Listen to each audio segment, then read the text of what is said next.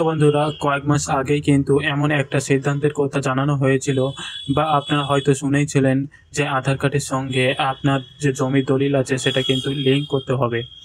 তো সবকিছু যদি ঠিকঠাক থাকে তাহলে শীঘ্রই কিন্তু সেই জিনিসটা কার্যকর করতে চলেছে সরকার।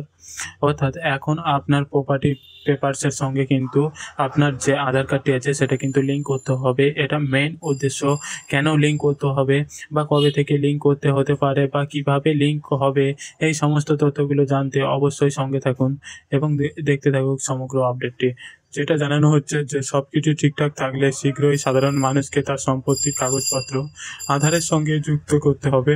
কারণ সরকার এখন তার বিবেচনা করতে পারে দুর্নীতি, কালো টাকা সংগ্রহ ও বেনামি লেনদেন রুখতে নাগরিকদের স্থাবর অস্থাবর সম্পত্তির নথি আধারের সঙ্গে যুক্ত করার আবেদনের শুনানি চলাকালীন কেন্দ্রকে নির্দেশ দিল দিল্লি হাইকোর্ট, যেখানে বলা হচ্ছে বিচারপতি রাজীব সর্দার এবং বিচারপতি গিরিশ কাঠপালিয়ার বেঞ্চ বলছে এগুলি নীতিগত সিদ্ধান্ত এবং আদালত সরকারকে তা করার নির্দেশ দিতে পারে না। আদালত বলছে সরকারকে 3 মাসের মধ্যে আবেদনের বিষয়ে সিদ্ধান্ত নিতে হবে। বিচারপতি সর্দার বলেন, আদালত কিভাবে এ ধরনের বিষয়ে জড়াতে পারে? প্রাথমিকভাবে আমি যা বুঝতে পারছি তা হলো এই ক্ষেত্রগুলো সম্পর্কে আমাদের কাছে সম্পূর্ণ চিত্র বা ডেটা নেই।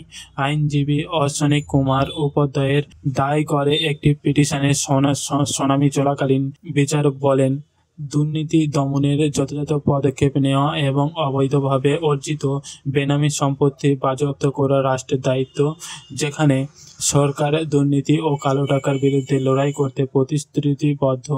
এর আগে হাইকোর্ট অর্থ আইন, গৃহায়ন ও নগরায়ণ মন্ত্রক এবং গ্রাম উন্নয়ন মন্ত্রককে এই আবেদনের জবাব দেওয়ার জন্য সময় দিয়েছিল। তিনি বলেন, সরকার যদি আধার কার্ডের সঙ্গে সম্পদ যুক্ত করে তাহলে বার্ষিক অর্থনৈতিক বৃদ্ধি 2% বৃদ্ধি পাবে। এটি নির্বাচনীয় প্রক্রিয়াকে পরিষ্কার করবে, যা কালো টাকা এবং বেনামি লেনদেন দ্বারা প্রভাবিত, যা বড় আকারের অবৈধ বিনিয়োগের চক্রের উপরে নির্ভর করে। ব্যক্তিগত সম্পদ অর্জনের জন্য রাজনৈতিক ক্ষমতার ব্যবহার নাগরিক অধিকার অবমাননার সমান, এমনটাই কিন্তু মনে করা হচ্ছে। তো আশা করি আপনারা বুঝতে পারলেন ঠিক কী কারণের জন্য আপনার যে সমস্ত সম্পত্তির কাগজপত্র রয়েছে বা আপনার জমির যা দলিল রয়েছে তার আধার কার্ডটি লিঙ্ক করানো হবে। তার সমস্ত আপডেটটি এই ভিডিওর মাধ্যমে কিন্তু স্পষ্ট ক্লিয়ার বলা হয়েছে। তো ভিডিওটি এখানে শেষ করছি। ভিডিওটি ভালো লাগলে অবশ্যই লাইক করবেন এবং বেশি বেশি করে শেয়ার করবেন সকলের সাথে, যাতে সবাই এই বিষয়টি জানতে পারে। এছাড়াও এখনকার এই ভিডিওটি প্রথম থেকে শেষ অবধি দেখার জন্য আপনাকে জানাই অসংখ্য ধন্যবাদ। তো আজকে ভিডিওটা thank you for watching video.